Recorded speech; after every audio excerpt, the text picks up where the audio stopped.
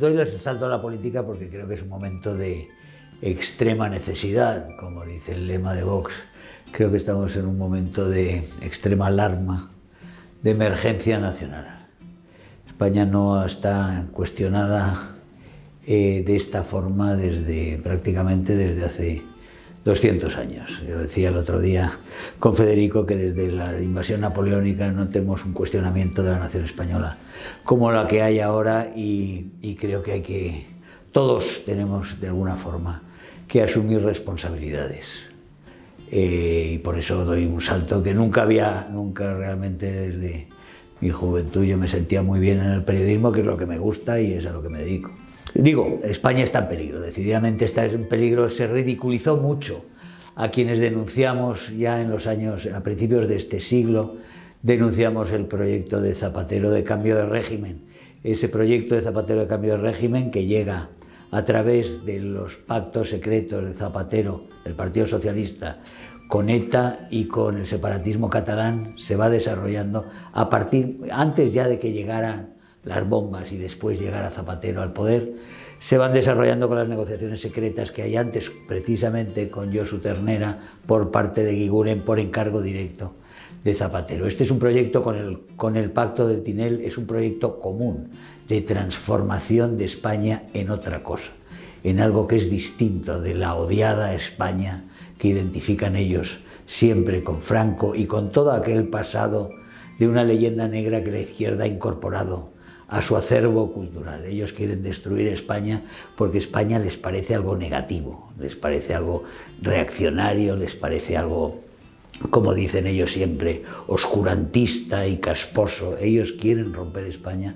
porque España no les gusta. Creen que los españoles tienen que tomar otros caminos que les liberen, dicho entre comillas, les liberen de lo que ha sido la nación española. Las elecciones europeas siempre han sido vistas como algo secundario, con cierta razón, porque normalmente se han llevado en las listas, los partidos siempre han llevado, digamos, dinosaurios que ya tenían aparcados, gente del partido que no querían tener por una razón u otra, no querían tener en España. La situación ha cambiado mucho, sobre todo no porque el Parlamento Europeo ahora tenga más cosas que decir. Realmente, si hay un problema fundamental en la Unión Europea es la cuestión de la representación. No hay representación en lo que la política de la Comisión Europea se hace sin representación, y las naciones o el cuerpo europeo no tienen nada que decir en una política que se hace en pasillos, se hace en despachos y se hace gente que no ha sido elegida, que nosotros no conocemos y ellos no nos conocen a nosotros. Esa es la fundamental anomalía que nosotros queremos cambiar en la Unión Europea, pero además son importantes porque está habiendo un cambio muy fuerte, muy importante en toda Europa. Estamos en una revolución, prácticamente, en una gran reacción de los estados-nación contra lo que ha sido el pensamiento político de la izquierda, de la hegemonía de la izquierda que se ha instalado prácticamente desde el 68 sin contestación, y llevamos medio siglo en una práctica tiranía de una izquierda mediática, cultural, social, que se va imponiendo con leyes ideológicas, se va imponiendo por todo el Occidente. Estados Unidos, Europa y otros países democráticos occidentales de cultura occidental, todos ellos se ven afectados por este pensamiento de la izquierda, que es ese neomarxismo que se ha ido instalando, que viene de lejos, es la segunda opción después de la toma violenta del poder. Cuando las tomas violentas del poder de los comunistas fracasan, cuando se ve que los proyectos económicos comunistas no existen porque solo traen miseria y solo sirven para el tercer mundo, en el primer mundo, en los países occidentales, el comunismo desarrolla un entrismo, que es decir, que se entra en todas las capas sociales, se entra a través de la cultura y de la educación, se entra a dominar, a controlar y a dominar el discurso cultural de las sociedades. Y eso es lo que ha pasado aquí, eso explica todas nuestras leyes ideológicas, eso explica el estado de nuestra educación. La inmigración no puede basarse en la inmigración ilegal. Ha sido un desastre, es una catástrofe, no solo es una catástrofe política, es una catástrofe moral, es una catástrofe económica, una catástrofe social y cultural de primer orden, que se haya aceptado que todo aquel que que elige venir a Europa tiene de alguna forma derecho de instalarse aquí. Ninguno de nosotros tenemos derecho a instalarnos en el jardín del señor Pablo Iglesias en Galapagar. Por eso tiene un muro y tiene vigilancia de la Guardia Civil, para que no se le instalen gente que él no ha invitado. Europa no ha invitado a los millones de inmigrantes que vienen ilegalmente, rompiendo las leyes de inmigración como primer paso para llegar a Europa. Y eso lo tendremos que cambiar radicalmente. Que todos esos inmigrantes ilegales lleguen a Europa y sepan que una vez aquí, rompiendo las leyes, adquieren de facto, adquieren el derecho de quedarse, es un desastre. Y nos ha llevado a lo que estamos en este momento. El proceso es muy complejo porque hay muchos intereses en la inmigración. Tenemos en la inmigración a los traficantes, pero tenemos en la inmigración también a unas organizaciones que por motivos ideológicos trabajan con los traficantes y que muchas de ellas, de estas organizaciones, y son ONGs, las llaman, normalmente es un nombre realmente erróneo, pues son ONG, quiere decir Organización No Gubernamental, y la mayoría de ellas viven del erario público, del erario. Todas esas organizaciones al final acaban colaborando porque en realidad tienen los mismos intereses.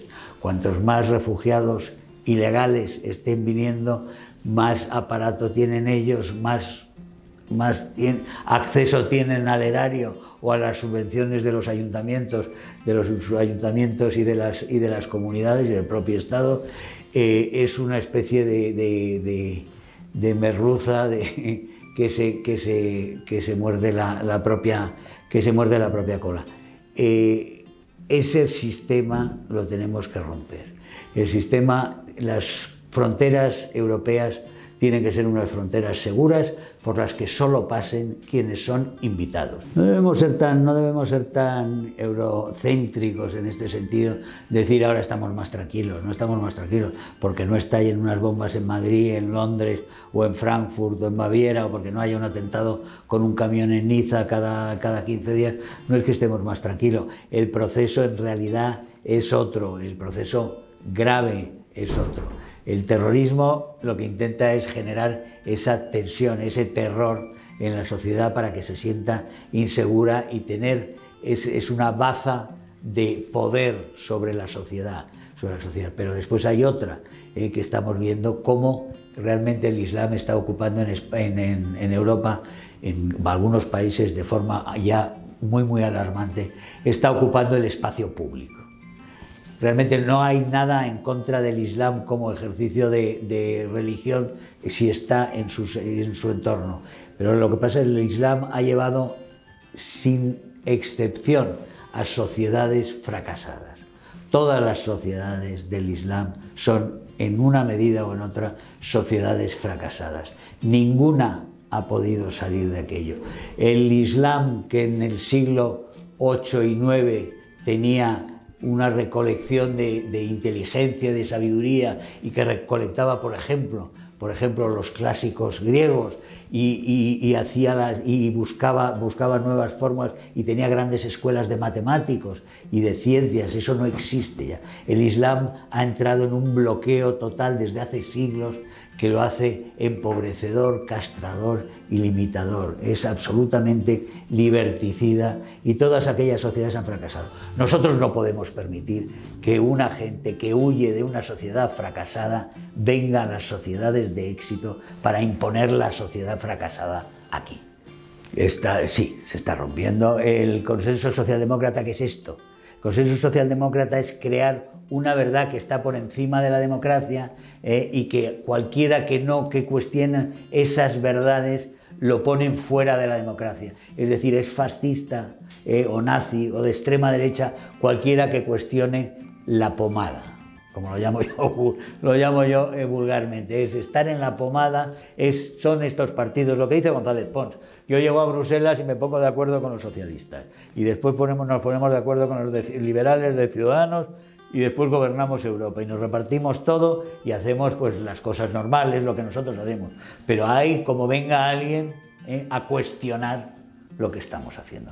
Hay como venga alguien a decirnos que hay ciudades alemanas donde los ayuntamientos se niegan a hacer educación LGTB en las clases.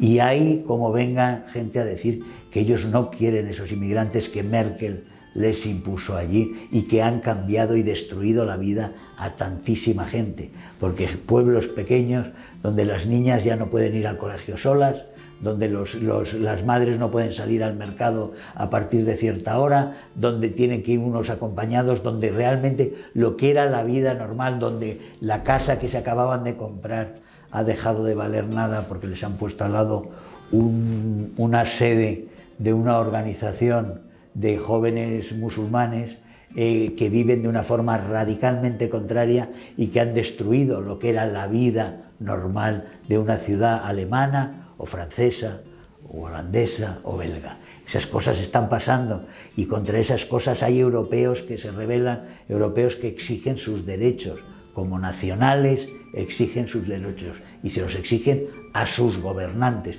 No se los pueden exigir a unos personajes que están metidos en unas oficinas que ellos no conocen y a quienes no tienen acceso en Bruselas.